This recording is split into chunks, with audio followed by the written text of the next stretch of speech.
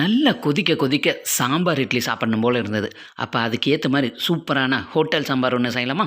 வாங்க. இதுக்கு 1 கப் அளவுக்கு துவரம் பருப்பு எடுத்து நல்லா வாஷ் பண்ணி எடுத்துட்டு தேவையான அளவு தண்ணி சேர்த்து ஒரு 1/4 டீஸ்பூன் மஞ்சள் தூள், 1/4 டீஸ்பூன் பெருங்காயம் சேர்த்து 3 விசில் விட்டு எடுத்து வச்சுக்கலாம். இப்போ ஒரு மிக்ஸி ஜாரில் 3 தக்காளி, 3 பல்லு பூண்டு, 1 டீஸ்பூன் மல்லி, 1 டீஸ்பூன் ஜீரகம், 6 வரமிளகாய் கொஞ்சமாக தண்ணி சேர்த்து பேஸ்ட்டாக அரைச்சி எடுத்து வச்சுக்கலாம். இப்போ ஒரு கடாயில் தேங்காய் எண்ணெய், கடுகு, சீரகம், வெந்தயம் 1/4 டீஸ்பூன், கருவேப்பிலை 2 வரமிளகாய், பெரிய வெங்காயம் 2 வெங்காயம் இந்த மாதிரி கட் பண்ணி எடுத்துட்டு இது கூட தேவையான அளவு உப்பு சேர்த்து வெங்காயத்தை நல்லா வதக்கலாம். இப்போ நம்ம வேக வச்ச பருப்பை நல்லா மேஷ் பண்ணி விட்டுட்டு இப்போ நம்ம அரைச்சி வச்ச பேஸ்ட் ஆட் பண்ணிவிட்டு 1/4 டீஸ்பூன் மஞ்சள் தூள், 1 டீஸ்பூன் மல்லித்தூள், 1 டீஸ்பூன் காஷ்மீரி மிளகாத்தூள் சேர்த்துட்டு கொஞ்சமாக புளிக்கரைசல் சேர்த்து நல்லா கொதிக்க விட்டுருங்க. இந்த மாதிரி கொதிச்சதுக்கப்புறமா நம்ம மேஷ் பண்ணி வச்சுருக்க பருப்பை இதோடு சேர்த்துட்டு தேவையான அளவுக்கு தண்ணி சேர்த்து தேவையான அளவு உப்பு சேர்த்து நல்லா இந்த அளவு கொதி வந்ததுக்கப்புறமா கடைசியாக மல்லி இலையும் கருவேப்பிலையும் ஆட் பண்ணி ஸ்டவ் ஆஃப் பண்ணிடுங்க.